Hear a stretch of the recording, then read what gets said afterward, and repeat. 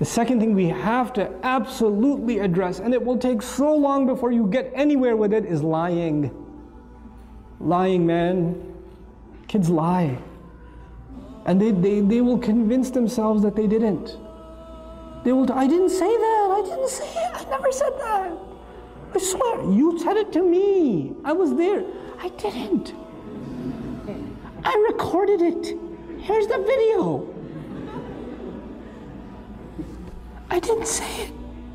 I swear I didn't. They'll watch the video and say I didn't do it. They did not. You know why that happens? It happens because the first time they lied, and they actually admitted that they lied. Oh, ho, ho, ho, ho, ho, ho, ka'annahu yawmul qiyamati. Like, you lied in my house? So now, first you said, please tell me the truth. What did you actually say? And they finally said it, and then you came down with the axe. So the next time, like, I will take all of this. But once I admit that I lied, I know what comes next. You know, I am not doing that again. I am not admitting to this crime again. Because pleading guilty in this house does not work out for you. You got to stop that first. You cannot punish. You cannot punish extra for something that happened that's already made you angry. So the mother is angry because the child lied. Or because the child did something bad. Then she's angry because he lied about it. Then she's angry because she's not telling me the truth. I'm giving you one last chance. One last chance. I'm going to ask you one last time. Even though she's going to ask 6 more times. But she says one last time. Tell me, and this is the only time I'm going to ask. I'm not going to ask again. Did you do it? No. Okay, I'm going to ask one last time. Before I tell your father, one more time. I didn't do it, I didn't do it, I didn't. And he'll go to bed, he'll cry, he'll wake up, I didn't do it, I didn't do it. He'll stick to it. And you're like, how do I deal with this? And you said, I know you did it. I know you did it. You're making me even more angry. And you get angry, and he gets more defensive. And you get angry, and he gets more defensive. And at the end of the day, you start pulling out your hair. The husband comes home, I don't know what to do with this one. He lied. And you're like, you lied? No, no, it starts over again. How do we have to deal with this? We have to take those situations, and sometimes you just believe them, even though you know they're lying. I believe you because I trust you. You wouldn't lie to me. You promised last time you wouldn't lie, so I trust you. And the other kid's like, but I trust him. You're fine. You're not in trouble. And let him get away with a lie 3 or 4 times. Guess what's going to happen? Children are not inherently evil. Children are inherently good. Their nature is goodness. So when they do something bad and you don't punish them for it, then they have an opportunity to ask their conscience. If you punish them for it, their conscience was not bothered because they already got punished for it. When they get punished for it, they don't feel bad because they did something bad and they paid for it. It's done. There's no conscience. But if you don't punish them once in a while, I said pick your battles. You don't have to get them for every time. Pick your battles and say, okay, I trust you.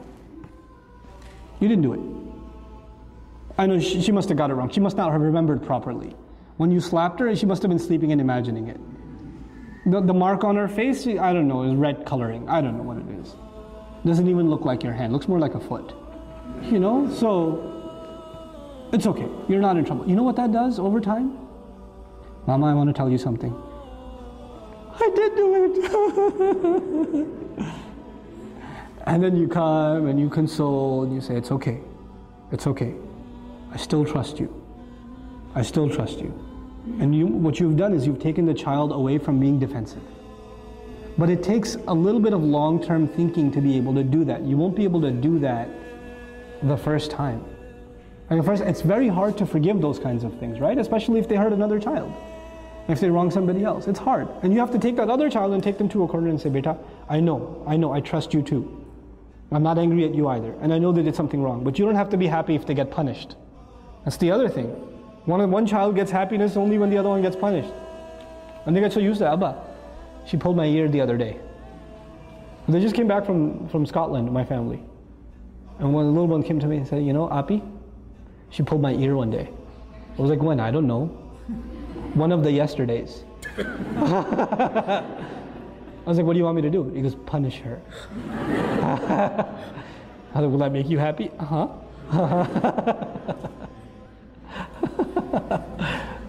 Sometimes kids do that. They get a kick out of the other one getting punished. They do. You don't want to create that either. With little kids, with the 2-year-old, it's okay. You want to entertain them. So you bring the older one and you slap your own arm a couple of times and you tell her to say, ow. You know, and she says, ow, ow, it hurts. And then, you happy now, Walid? Yeah. That's cool. But with older kids, when they get happy when the other one gets punished, that's a problem. That's a punishable offense. That itself is a punishable offense. Why are you happy? What do you get out of that? You know?